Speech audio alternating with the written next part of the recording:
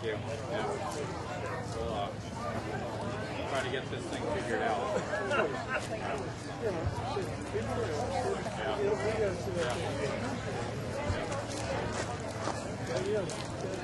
I just talked to my public works guy about our public works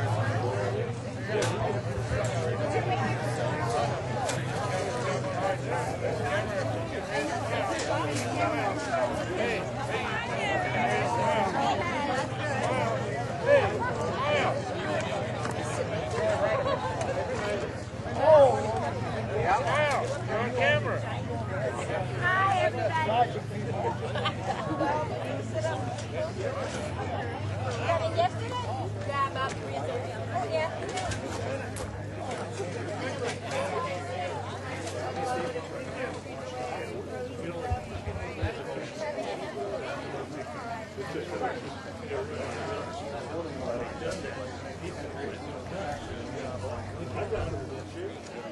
Welcome to our Dome Rotten Road repair meeting.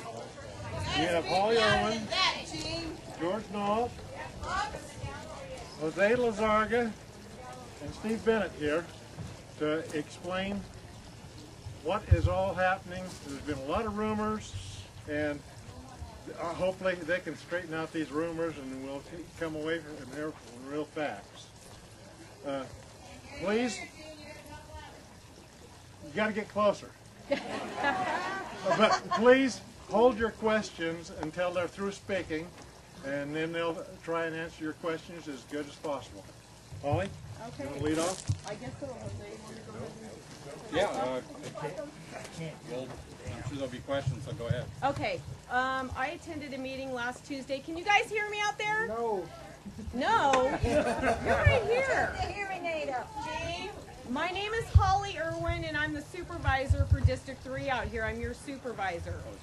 There has been a lot of talk about the repairs of Dome Rock Road. I know it's been a big issue for everybody. I have been working along with the town of Quartzsite trying to come up with a solution for this road. We had a meeting last Tuesday in Quartzsite. An IGA was discussed, which basically means like an agreement between the county and the towns, allowing us to work together to try to repair the road. Can you hear me? Yay! Okay.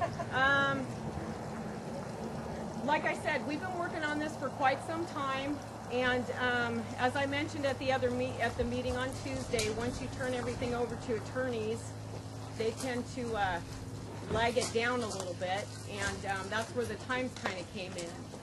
And the big push was to try to get this road repaired before a lot of the winter visitors come back, because we know that this road is used, you know, quite a bit, travels back and forth, whether you're retired out here, shopping in Quartzsite, working Quartzsite, either way, you know, the road's bad. We realize that, the town of Quartzsite realizes that. We've been trying to come up with some sort of a solution, because it is tough economic times right now for everybody, not just the county, but I'm sure the town. And you know, we're trying to figure out a way to make that happen.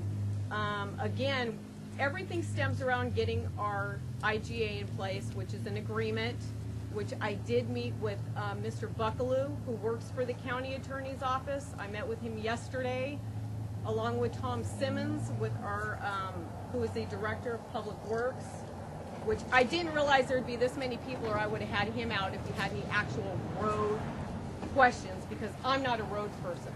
I'm just trying to work with the town to see that it gets done. So, you know, having said that, I mentioned at our meeting on Tuesday, we have a Board of Supervisors meeting on November 7th. And I plan one way or another of having an IGA on that agenda. I know the town has already approved their portion of it. And we have a couple tweaks that we need to make in it, but we plan on having this done on November 7th where we can approve it. And I'm hoping to get started the next day, granted that there's no other monkey wrenches thrown in this. Not by me, not by the town, but again, you have attorneys that are involved. So, you know, I have no control over that. They know where I stand. I believe that a solution can be made, can be done, and, let's get it done. That's basically where I'm at with it.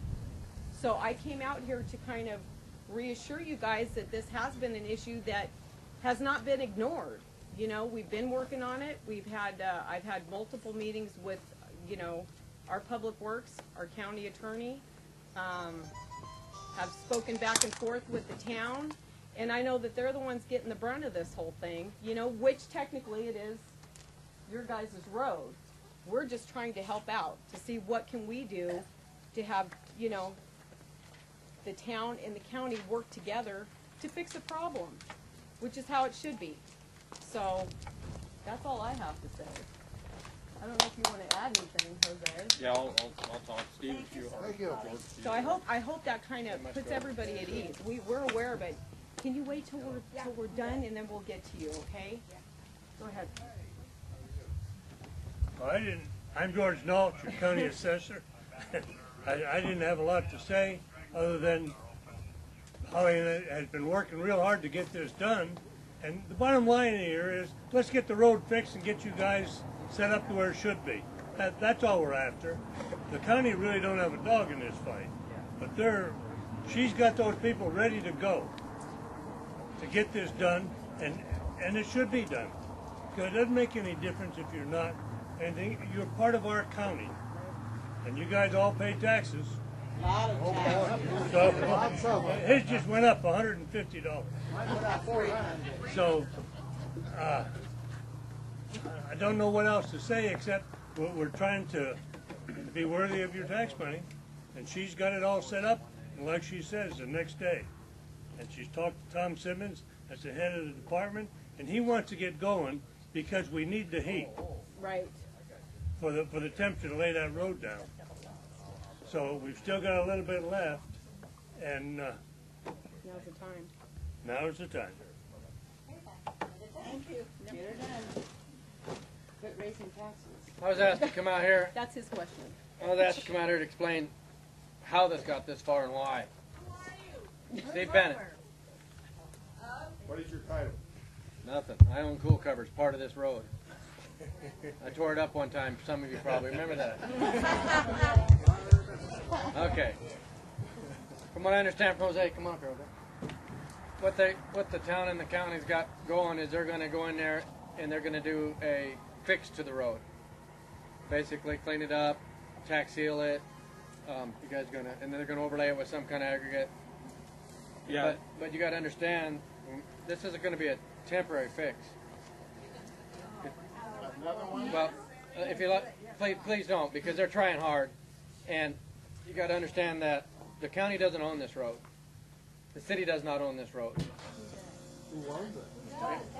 I'm trying. If you just let me finish this whole story, it's going to take about 15 minutes. I've been through this for years and spent a lot of money with lawyers. So, and got a lot of brunt from people in Rainbow Acres for tearing it up. That road, when it was originally built way back in the 20s, was Highway 60. Sometime between 1964 and 1970, it was abandoned. According to state law, when they abandon the road, it goes back to the original property owners.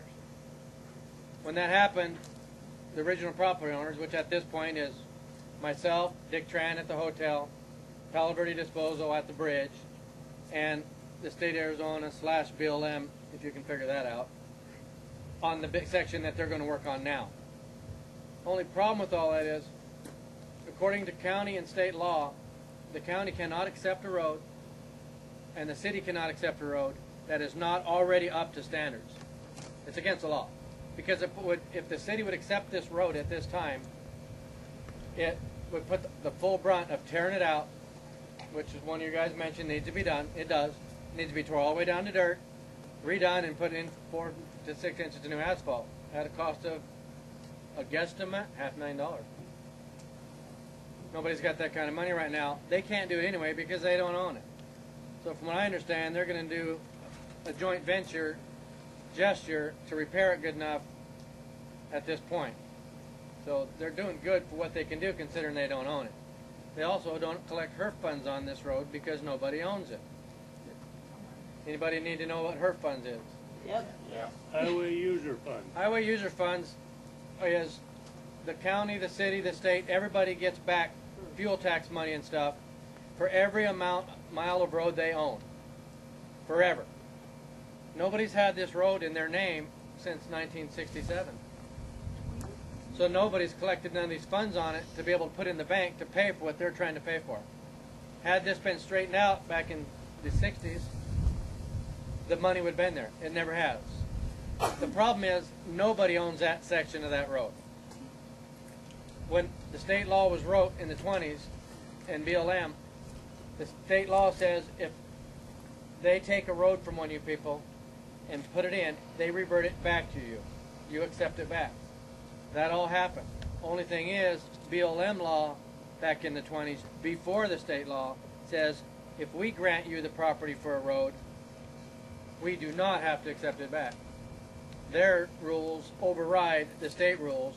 BLM will not accept it back because whoever accepts that road is going to pay $500,000 to bring it up to state standards so the city can take it over because it's within the city limits. So the state won't accept it back because of that from ADOT, and neither will BLM. You can't really blame them. Their law says they cannot. The city and the state county says they cannot. So the road has to be brought up to standards before they can legally put it in their name.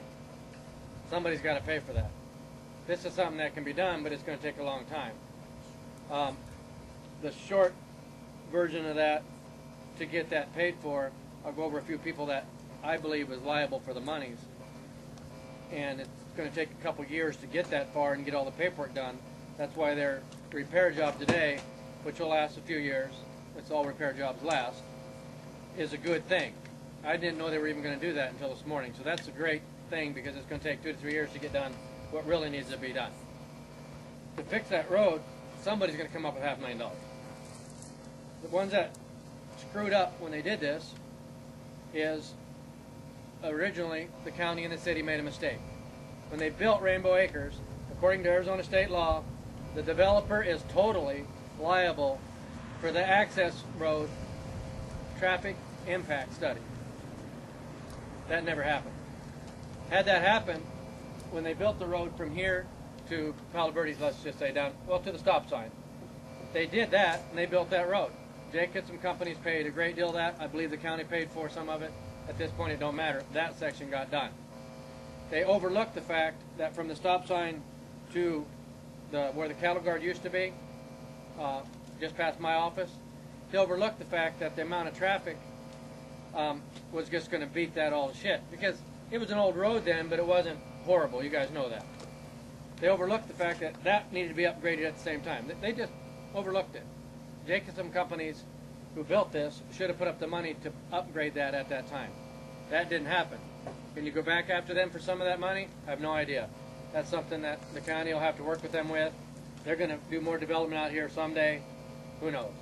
Another one mistake was made by the city of Quartzsite many years ago. Before Jose, don't blame on him. You can. Another mistake was made. What's doing as much damage to that road as the people in Rainbow Acres is Palo Verde Disposal. Their trucks are eating that road.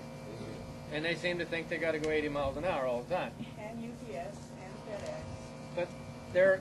But UPS and FedEx are not a traffic impact because they're serving your guys' needs. They sure speed up and down that road. Okay, but the way the trucks for Palo Verde Disposal, it's back to the developer. The law says the developer is ultimately liable. When the permits were issued for Palo Verde Disposal to build their trash recycling center there, with the amount of heavy traffic they run, they should have at that time been liable for a portion of bringing that road up to standards. Can you go back to these people and ask for it? Some of it? I think yes. I think they will. They don't want to lose all you guys' business. If they say no, how many people are going to just say, well, we're going to switch to the red company? I think they'll cough. This all going to take some time. I think Jacobs Company needs to come up with some money. I think Palo Verde Disposal will. La Paz County, ultimately, they already started. Somewhere when you get a settlement here where this road can be brought up to standards, and La Paz County can be completely